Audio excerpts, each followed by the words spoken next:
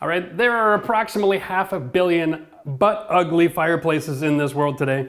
And if you're one of those proud owners, today we're gonna show you how to pimp out your fireplace with some brand new ledgestone. So we're here at Max's house today, and it's kind of funny because I think he's been renovating more than I have recently. He called me up because he's working on this room and he needed some help with his beam and a few other details. So I've been kind of quarterbacking his renovation from the phone. But today I'm here to give him a hand, and we thought we'd make this video. We can show you how to pimp out your fireplace. Like, let's face it, everybody's got a built-out wall and a mantle, and the idea of starting from scratch and refacing the entire thing is really overwhelming. But you can keep it simple.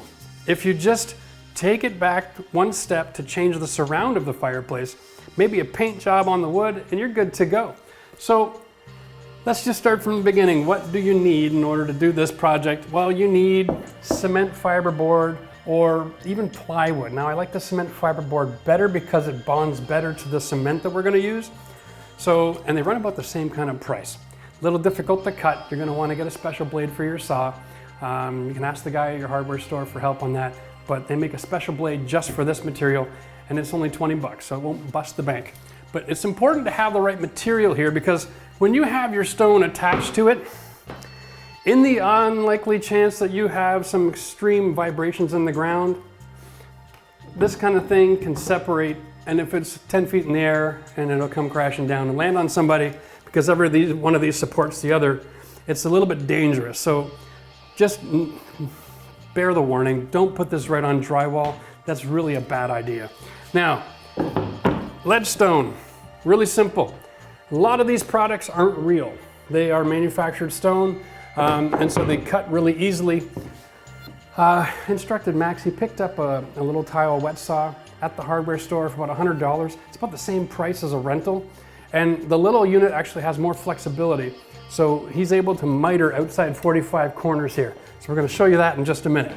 But basically what we're doing is we're attaching this to the cement board. It just fits together like a puzzle, and you need to use the right amount of cement. I'm suggesting for your cement, you need a 1/2 by 1/2 inch trowel. This might seem like a lot of overkill, but it is gonna give you a great bond, and it's gonna guarantee that you're gonna have great adhesion. You wanna have about 100% adhesion on this stone, just because of the weight of it, okay? Okay, so when it comes to, oddly enough, we don't discriminate. I don't care which building store you deal with. Right now, I think this product was available at Lowe's, right, Max? Lowe's carries Map-I, or you can go to your tile supplier. I love this mortar. I've been using it for years. It's the ultralight, okay? Now, they don't package it the same at the Lowe's store. They call it a light mortar. But where I get it, we call it ultralight. This stuff has an amazing property. It'll carry 40 pounds per square foot of cement on the wall. So you slap your stone on there, it'll just stay in place. So use this kind of thing if you're ever putting tile on a ceiling or something like that as well. We're using this because it comes white, and so is our stone. We don't want to risk any dyes that are in a gray cement bleeding through the stone and changing its appearance, okay? So that's always a consideration as well. When you're mixing this, you don't want to mix it like regular cement. This should be light and fluffy. It's almost kind of like Cool Whip, believe it or not. It's ridiculous. So if you make it really thick like the other, your peanut butter texture like you would a regular cement, you're actually wrecking the performance of this product because you don't have enough water in it. So make sure you read the instructions. I say this every time, but read the instructions and know how much water to mix in a bag, okay? And then you'll be good to go. Typically with ledgestone, the manufacturers manufacture two kinds of panels. One is the body panel, and one of them is an outside corner panel. Now, for whatever reason, this manufacturer has 3 rows and has got it stepped like this, so you can't use this on an outside corner without cutting it down. They don't make an outside corner panel. Now, if they do, they sure weren't selling it in the store where Max bought the stuff. So he got a great deal. That may be why. So I'm gonna teach him a trick that even though they sell the outside corners, I don't like to buy them. In a lot of cases, I prefer to miter the outside corner because I think it just gives it an amazing look. So I'm gonna show you how to do that today, and I'm gonna run Max through the process so that he knows how to finish this mantle all by himself, and then I can get back to work. So Max and I were just talking off camera. Apparently he got this stuff at about 6.5 bucks a square foot, which is an awesome deal. because generally leadstone runs around 12, which is why I don't like to buy the outside corners, because usually that's closer to 15 a square foot for those boxes. So here's my system. Really easy. We're gonna place it up against the wall, and we're gonna make a mark. I suggest using a marker when working with stone because it makes a good mark, and when you're on the wet saw, a pencil just isn't gonna work. Now, the idea here is that is the size of the stone, right, to this point in the wall. Basically here, and it cuts on a 45-degree angle. And you wanna get that cut. Now, if you buy a cheap little table saw like we did, it'll have more than enough power to deal with this. It won't work on porcelain, but it'll work on this just fine. What you have to do is you have to cut the stone in half and then add the miter joint. So, this is the line, there's your 45. What we're gonna need to do is make our cut right here. Add about 1/8 to 1/4, and that's my cut. So I'm gonna cut that line on the stone, then I'm gonna lift the table and run both sides of it through the saw, and we'll end up cutting this out, and then we can eventually fold it over onto that corner. Maybe we should just do it and show you. So if you end up buying one of these tables instead of trying to rent them, which is probably a good idea, like why rent when you can buy? You're gonna find that this wheel goes on here and the bottom of the wheel goes to the water and comes up wet. It doesn't have a pump system pumping water onto the cut. It's not necessary, like I said. Now typically with a wet saw, the wheel's turning this way and it's throwing water at you. So you will get wet. All right. So here's my cut line. I'm putting the stone upside down on the table. All right. So you need to be able to see. So if you need to see, you're gonna get wet.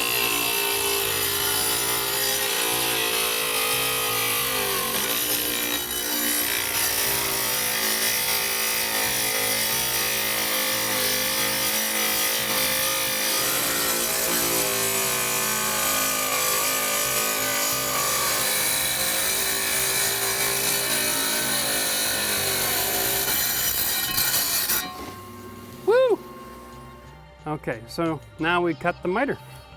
Lift the table up to 45 and just set it right there. And off we go.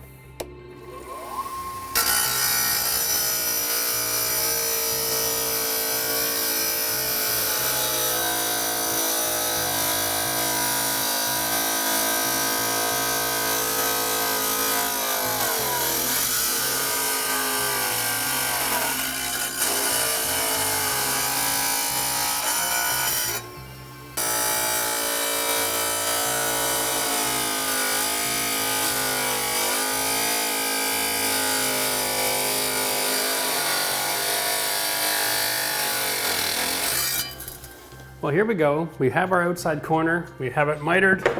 It fits together. It looks okay. It doesn't look amazing. And it took us almost 15 minutes. And I'm soaking wet. So here's the deal. Here on this channel, we try our best to show you how to do things at home, a DIY, with tools that you already own, or things that you can rent, or things that are affordable. Now, this saw was affordable. However, this stone is actual stone. It's not a man-made product. It's not soft at all. It's real chunks of granite. And that saw is not powerful enough to cut through and do the 45-degree angle. So we're abandoning the miter joint, all right? Just because we can. This would actually take about 3 days of cutting if that saw holds out, and there's a real good chance that we're gonna burn out the motor long before we get there. So we're gonna go to a straight cut installation. So what we have to do now, because we have 3 levels, the way you do this is you go with the middle stone. Set your thickness with your offcut, okay? Make sure that they're about the same, all right? Add a little bit of space here for your mud, all right? And then go down here with your measuring.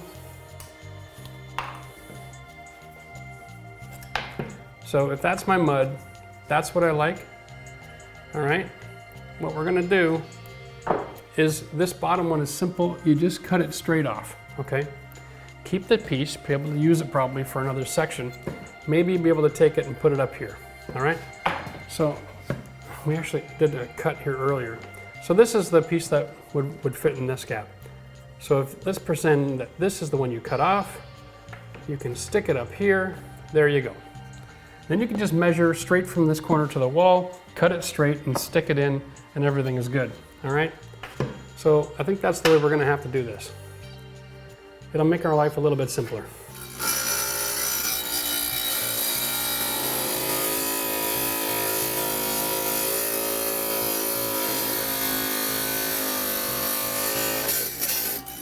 Do not buy that saw for use on real stone. My God. Listen, QEP, I love you, but that saw needs a disclaimer to be only used with thin ceramic, okay? Wow. Whew. Okay, so we're mixing our ultralight cement here. Woohoo! Because this job is so tedious, I would suggest mixing small batches at a time, just so that you're not wasting your cement. Once it starts to set up, you really don't want to try to force it to perform on the wall. It's best to throw it out.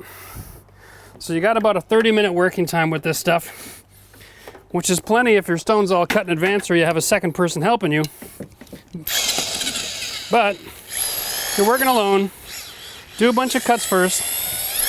Keep your batches small.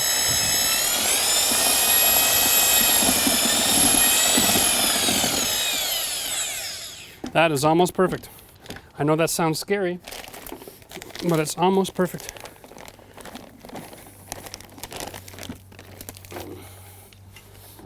You'll see how much a little powder makes a big difference here.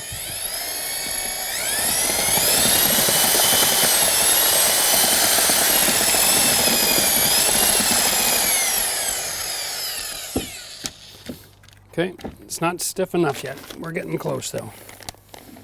Over here.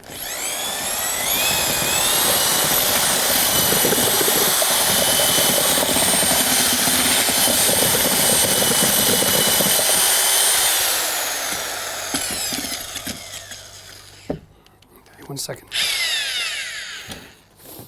Here's how you want to test to see if your mud is good. Stick your blade in and just lift it up. It should hold its shape without sagging.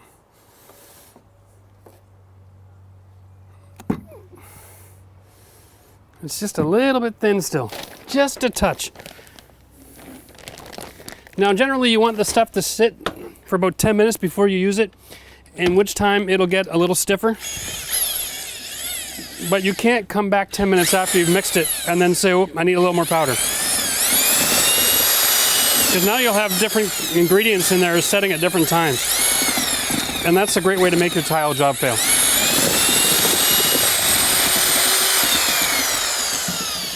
Here we go. Now, clean the blade. We're ready to roll.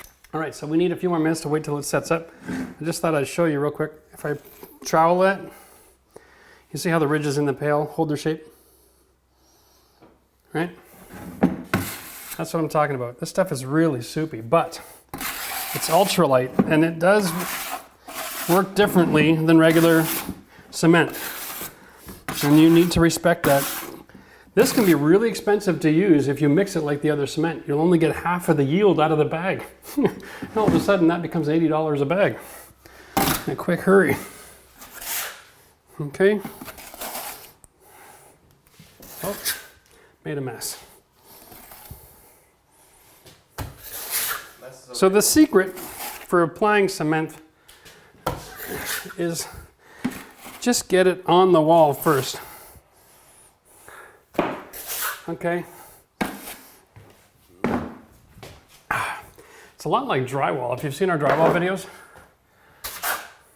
you want to keep that edge kind of always running up.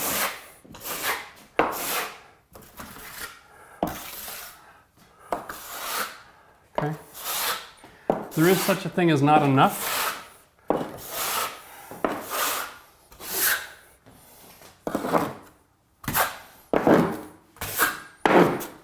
Just to get started here. Here we go. Okay. Now when I'm doing my tile, I like to have my lines horizontal. It's just a personal preference. I don't think it makes a whole lot of difference, but for me,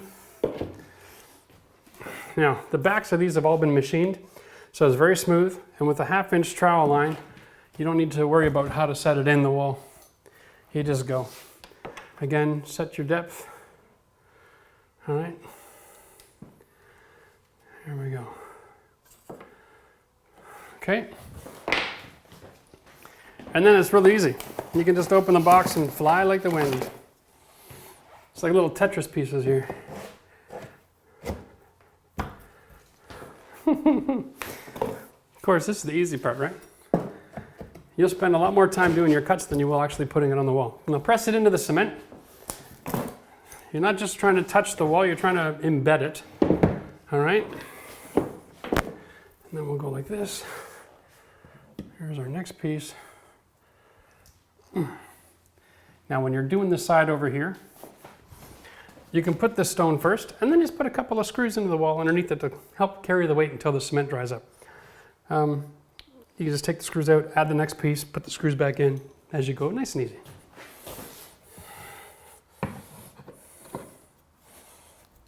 And of course, you can see I've gone with different stagger lines just so that you don't get this reoccurring pattern of the joint.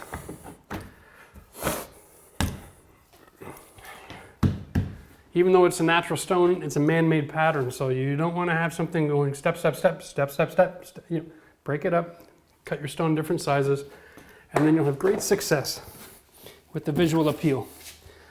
This stone is susceptible to expansion and contraction. So if everything opens up one day because of the hot weather, you'll see that, that step stone effect, and it'll scream at you. This way there's no design visible, and everybody will love it.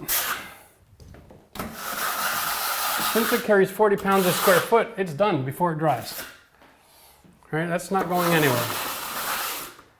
And we're just going to kind of do that as we go.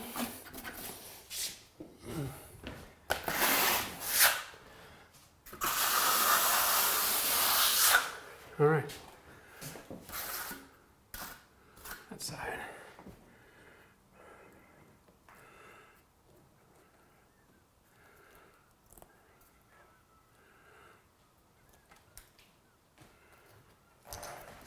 Now, I'm just going to get this on and in position. We'll double check our thickness over here. I want to make sure I got a little bit of an overhang, so I got room for cement behind the stone. We're good. Now, look at this. This stone is not manufactured properly, right? So here we're going to put the stone in, it's nice and tight. But this one is manufactured poorly. This joint is bad, and it opens up. So you see the movement here. If you split the difference, you'll end up causing an extra gap that won't occur somewhere else. So what I'm going to suggest is you just go like this with your marker. Now you know this one can only be used to fill the sides. You have to get rid of this glue joint here, right? We're going to take it off and out of the way.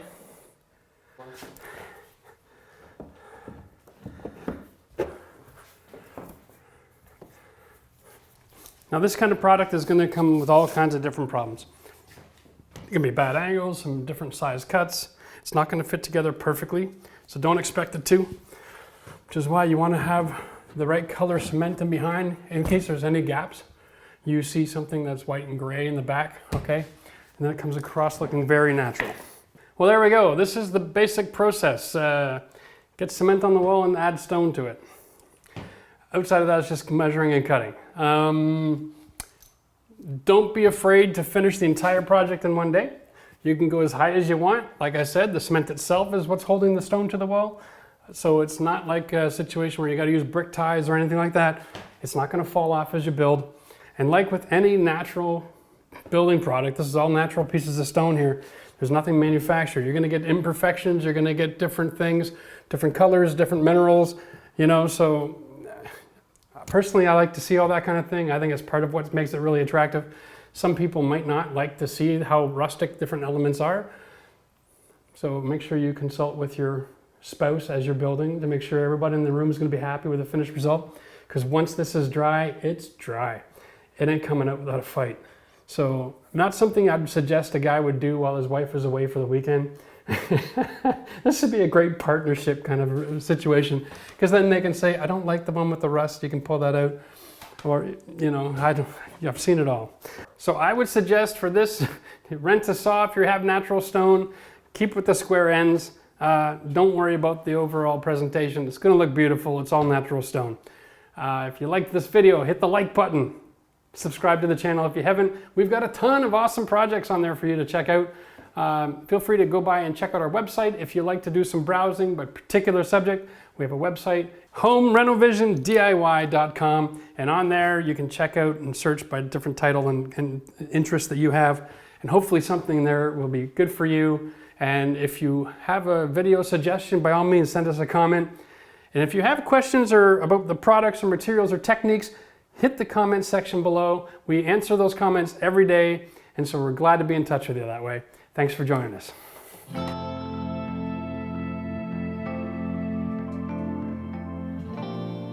As you can see, the project is now finished. Now it took me 4 days to do this as opposed to the original 1 day I thought it was going to take me. And as somebody who does not do this for a living, I'm just a camera guy and an editor, I thought there'd be some value in telling you the problems that I ran into doing this project. So Jeff had instructed me how to do a couple things. However, I had neglected to tell him that we're going to use real stone. So hence in the video you saw us doing those 45-degree cuts. Now those 45-degree cuts, although they took a very long time to do, that is the proper technique and it would have worked really well on faux brick. However, on that type of stone, it didn't work that well. So we had to abandon that and just go flat on the front and then just go flush on the sides.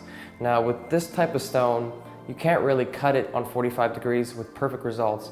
Reason being, it's real stone. So you got different densities, you got different minerals, thicknesses, and the type of saw you use is really important. So yes, you can rent a bigger saw. However, those bigger saws, the tabletop saws, don't go on a 45-degree angle. So it's pretty difficult to do. Now that little saw does go on a 45, but I just recommend doing straight cuts. So if you're doing this type of project, the reason we kept the 45-degree cuts in the video, just so that people know how to do it if they're using faux brick. Now we use real stone, so it was a lot more difficult, but it is complete. Now some of the problems I ran into. First thing was the cutting. It did take a long time. However, I realized if you pick the type of stone that's not too thick, so pick where your cuts are, try to pick stone that isn't as thick. So don't just go through a box and pick the first piece you see. Pick the thinner pieces. It's much easier to cut. It's going to be a lot quicker. Also, face up is much easier because you have a flat surface on the bottom. It's easier to cut. If you have it upside down, it's all wobbly and your cuts aren't going to be straight. So that's something I learned. Now another thing I learned is when you're buying this type of stone, you're probably going to go and try to get on sale, something like that. If you do, go get on sale, which is great, save some money. However, open up all the boxes and look at all your pieces. When we opened up these boxes, it was almost a month after we bought them. Half the pieces had damage on them, they were 20% off, and there was a lot of problems. So what I had to do is go and actually return half the boxes. So that was a big thing. I was lucky it was the last day, so I was able to do it, but make sure you check your materials. Now the last thing is the saw itself. I do recommend that little saw actually. It is slow, but it does work and it's worth the price. If you're going to rent a saw, it's going to cost you $90 a day. And it's not necessarily the speed of the saw I found that was the problem. It's the fact you want to measure everything correctly. It takes a long time. There's a lot of little cuts, a lot of angles. You want to make sure you get everything correct because if you mess it up, it's going to be expensive. Now the pieces that come, there's no corner pieces as Jeff mentioned, but the piece is actually very versatile. So you can cut off the ends and then you can use them in other rows. There was almost no waste doing this. I think I wasted maybe 3 pieces and that was because some pieces broke or I made a mistake or something. So very efficient. I still have 3 or 4 leftover boxes which I can use for another project. So I highly recommend doing this. It was a great project. And if you like the final result and you want to challenge yourself and do this, by all means, give it a shot. And if you like this video, make sure you subscribe and like the video, helps us a lot. Thanks for watching.